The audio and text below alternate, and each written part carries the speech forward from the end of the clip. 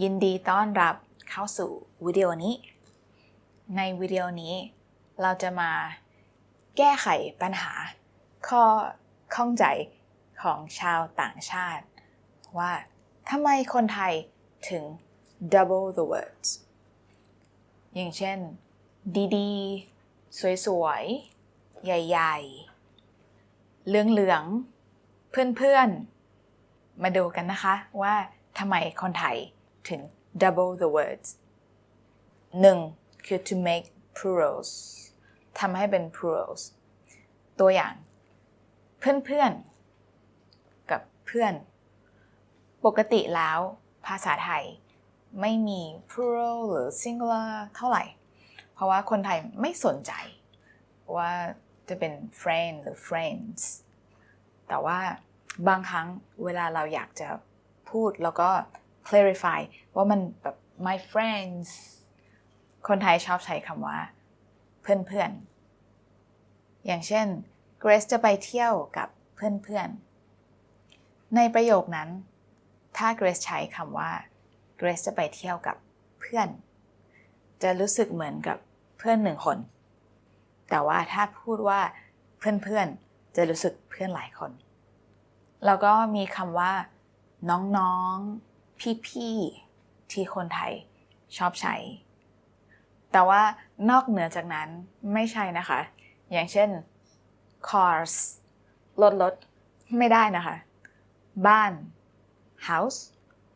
พูดบ้านไม่ได้นะถ้าอยากจะบอกว่า many cars หรือว่า many houses ต้องใช้ classifier อย่างเช่น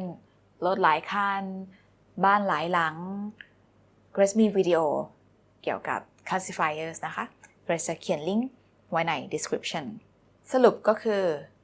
เพื่อนๆพี่ๆน้องๆเป็นคำที่ใช้บ่อยๆอาจจะมีคำอื่นอีกแต่ว่า Grace ยังคิดไม่ออกว่าเป็นคำไหนโอเคค่ะมาดู usage ถัดไป doubling the word the second usage ก็คือ make colors less intense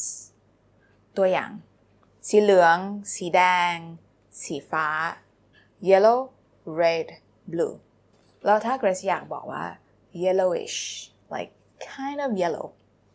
ภาษาไทยพูดว่ายังไงคะพูดง่ายๆคือเหลืองๆผิว Grace my skin สีเหลืองๆ is kind of yellowish ไม่ใช่สีเหลืองเพราะว่าถ้าเป็นสีเหลือง like real yellow โอเคแต่ว่า like yellowish นะสีเหลืองๆดูสิคะริมฝีปาก my lips ริมฝีปาก Grace เป็นสีอะไรไม่ใช่สีแดงนะ it's not red เป็นสีแดงๆ it's kind of red ใช่ไหมสีแดงๆสีชมพู pinkish reddish แล้วก็ดูนะนี่สีอะไรนี่หมวก this hat สีไม่ใช่สีดำ 100% ใช่ไหมเป็นสีดำ kind of black อ๋อใช่ก่อนที่เราจะมาเรียนกันต่อ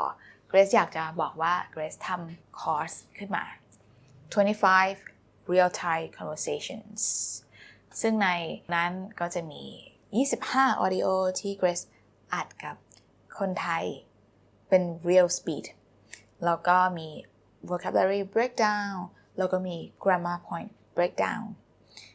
ถ้าใครอยากจะพูดภาษาไทยเก่งขึ้น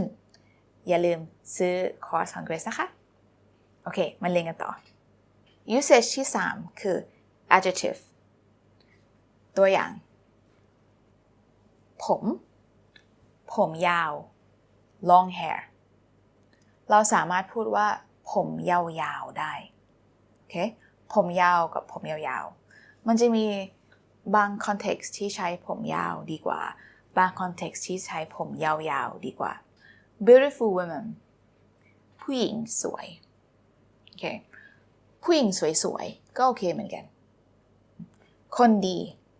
a good person คนดีๆก็ได้เหมือนกัน fat pig คือหมูอ้วนหรือว่าหมูอ้วนๆตัวอย่างคุณชอบผู้หญิงแบบไหนคะชอบผู้หญิง ผมยาวๆชอบผู้หญิงที่พูดภาษาไทยเก่งๆ so I like women with long hair and women that speak good Thai Grace เอง usage ที่ 4 ของ doubling the word ของ pattern นี้ก็คือ adverbs to create an adverb verb คืออะไร verb คือ action เพราะฉะนั้น add to verb ตัวอย่างเช่น do ดีๆ look carefully look nicely ดีๆคือ nicely carefully พูดสวยๆ speak beautifully ก็คือการใช้สวัสดีค่ะเป็นคนไทยค่ะอันนี้ทำให้เราพูดสวยมองไกลๆ look far doubling to create an adverb is usually used in a command run quickly วิ่งเร็วๆ write beautifully เขียนสวยๆ sit quietly the word for quiet is เงียบ and quietly is เงียบๆนั่งเงียบๆถ้าอยากจะเปรียบเทียบภาษาไทยกับภาษาอังกฤษมันเหมือนกับ when you double the word for adverb it's like ly เหมือนกับ quick and quickly แล้วก็ slowly ถ้ามีใครสนใจอยากจะเรียนรู้วิธีการ intensify this pattern กับ the particle C กับนะเข้ามาใน Patreon ของ Grace นะคะในนั้น Grace จะอธิบายเพิ่มเติมตัวอย่างเช่น